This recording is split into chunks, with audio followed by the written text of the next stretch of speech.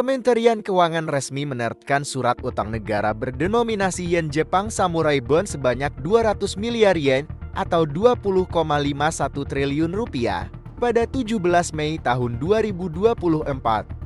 Tenornya terbagi menjadi 3 tahun, 5 tahun, 10 tahun, dan 20 tahun. Bunganya mencapai 0,99% hingga 2,55%. Transaksi penerbitan Samurai Bond ini juga termasuk Blue Bonds di pasar Jepang. Anggaran ini rencananya digunakan untuk pembiayaan APBN tahun 2024. Sementara itu, Blue Bond rencananya akan dipakai untuk pembiayaan di sektor kemaritiman. Penerbitan tenor 20 tahun itu ternyata mencatat sejarah sebagai Blue Bond dengan tenor terpanjang, sehingga ini memiliki dampak yang signifikan bagi Indonesia dalam jangka waktu 20 tahun ke depan. Pada prinsipnya, utang luar negeri diperbolehkan, asalkan memenuhi 5 poin. Di antaranya, 1. Utang luar negeri hanya boleh digunakan untuk kegiatan produktif. 2. Menjamin bahwa kebijakan hutang luar negeri itu tidak melukai rasa keadilan masyarakatnya. 3. Jangan sampai menambah masyarakat miskin. 4. Jangan menambah beban orang miskin. 5. Jangan sampai memberatkan generasi di masa depan ketika jatuh temponya tiba. Pertanyaannya, apakah utang luar negeri Indonesia memenuhi poin-poin di atas?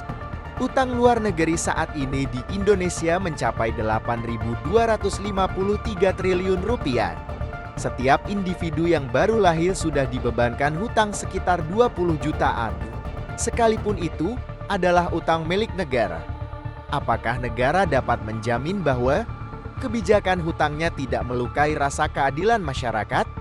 Apakah utang tersebut benar-benar digunakan untuk kegiatan produktif? Sampai saat ini pun belum ada transparansi mengenai penggunaan anggaran yang berasal dari utang luar negeri.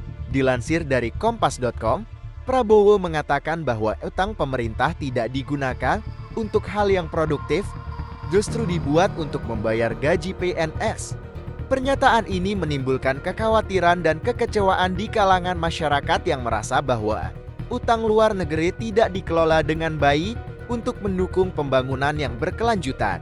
Transformasi birokrasi melalui teknologi harus menjadi fokus bagi pemerintah agar dapat memberikan penjelasan yang lebih transparan mengenai utang luar negeri, sehingga tidak ada lagi utang luar negeri yang digunakan untuk kepentingan pemerintahan tanpa memperhatikan kesejahteraan masyarakat.